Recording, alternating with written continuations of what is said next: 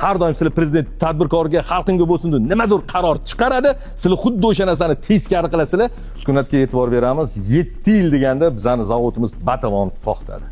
P+ korxonasi 7 yildan beri ishlaydi. Bu korxona davlatdan yoki tashqaridan yo bankdan bir so'm kredit olmasdan shaxsiy 3 kishini nimadirligimizdan sotgan, kvartiramizdan sotgan, kimdir mashinasini sotgan, o'zimizdan shaxsiy mablag'ni noldan boshlaganmiz shu zavod.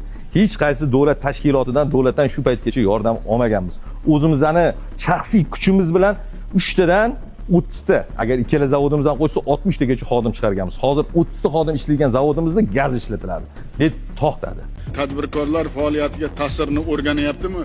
Biz jarima solgan bilan uni ishlatmasdan qo'yganimiz bilan nechta odam ishsiz bo'layapti? Qancha eksport bo'lmayapti, qancha ishlab chiqarish bo'lmayapti? Jarima solgan odamlar tushunadimi buni? To'lov va yig'imni kamaytirish bo'yicha kim taklif berdi? Ushbu videoda ko'rganingizdek, prezidentimiz tadbirkorlarni qo'llalaring, quvvatlalaring, yopilib ketmasin, podдержка qilaring deyapti.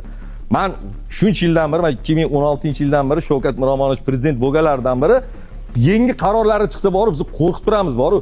Sababi ularni pastda ishlaydigan hamma ministrlari bormi, boshqarma boshliqlari bormi, ular erta bergan, chiqargan qarorlarini teskarisini ishlab chiqarishadi. Sababi kecha bir hafta oldin yangi qaror tadbirkorlarni qo'lla deyildi.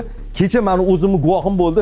7 tami 8 ta korxonani batamom yopib ketishdi, gazini, energetik gazini qulab bir nimalar qilishdi chiqdi. Hozir endi biz nima qilaylik? Bo'ldi, bugun birinchi chislaga erta bo'ladimi?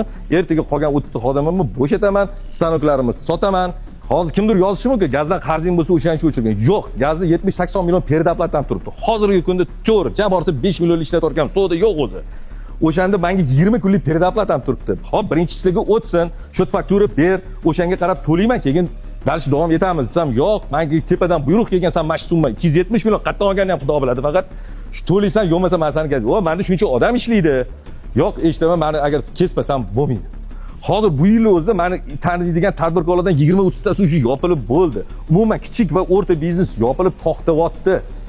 Hop, endi bu yog'iga biz o'zimizda O'zbekistonning strategiyasi men tushunishim bo'yicha va Rossiya va Belorussiyaga tekin mardikor yetkazib berish bilan shug'ullanadigan davlatga aylanyapmiz. Buni asosiy sababchisi bizani prezidentimizning teylarida turgan, ularni har doim podvad etib kelgan ministrlar bormi, bo'lim boshqarmalar bormi? O'shalarga ming rahmat. Har doim sizlar prezident tadbirkorga, xalqingga bo'lsin deb nimadir qaror chiqaradi, sizlar xuddi o'sha narsani teskari qilasizlar. Bu shuna ahvoliga keladi. Niyatingiz o'zi nima? Nima niyat qilgan bo'lsangiz, o'shanga sekin-sekin yetyapsizlar, hammanglarga omad. Shu videoyimni maksimal qo'lingizdan kelgancha xalqimizga tarqatinglar, podдержка beringlar, kerakli joylarga yetib borsin. Nasib mo'sh prezidentimizni ko'rarlar, mo'sh Saida Mirziyoyeva ko'rar, prezident administratsiyasi rahbari. O'shandan keyin qanaqadir maminchi bo'lsa ham bizning O'zbekistondagi tadbirkorlarimizga ozgina bo'lsa ham podдержка bo'ladi degan umiddaman.